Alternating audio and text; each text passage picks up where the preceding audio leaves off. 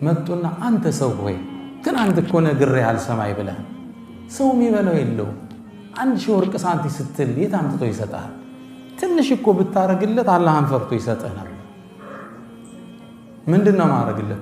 ባይሆን ቀደም 1/10ኛ ነው አሁን 100ኛ አድርግለታል። 100ኛ ስንት ነው? 10 የወርቅ ሳንቲም ቀደም 100 ነው። እሱም ብታረግለት ይሰጣል። قال لا يا بابا አላቸው።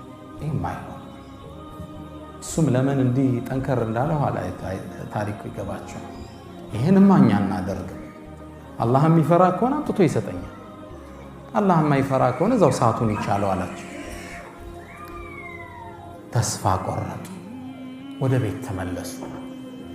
መንገድ ላይ ወዳድቀው ባገኟቸው ቴምሮች እርሳቸውና ሴት ልጃቸውን ይዘው ጾማቸውን ፈቱ።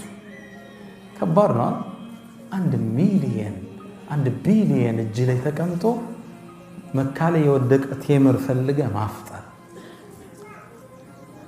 ትልቁ ትምህርት ይሄ ነው። ሐቂቃ እኛ ትንሽ ኑሮ ስትናወጥብን ስራ ልመቻች ሲል ሰው ወደ ሱስ ይገባል፣ ተስፋ ይቆርጣል፣ ፌስቡክ ላይ ቻት ላይ ይገባል፣ ማያቃትን ሴት ያማልላል።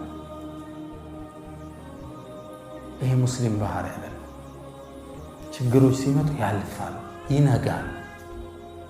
ከሙእሚን ተስፋው ይሄ ያችን ቴምር በልተው አፈጣ። በበነጋው 3ኛው ቀን ላይ ይሄ ሰውዬ ቆመናውን ኹራሳኑ ተጣራ። ንብረት ያገኛል እንዴ ስጡይ ብሎ ተጣራ።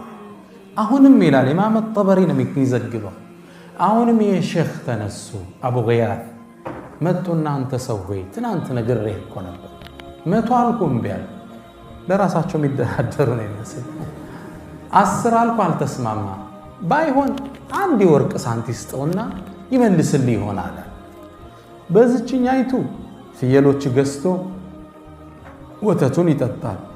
በግማሿ ደግሞ ሐጃጆችን ማጠጫ ዕቃ ገዝቶ እሷን እያከራየ እያጠጣ ክራይ ይሰበስባል።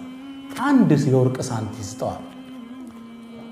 ሰውየው እንደሚስማማ ትጠብቃላችሁ አይደል? قال لا يا بابا ይሄማ ያው አላህን ከፈራ ያምጣል ካልሆነ እዛው አላህ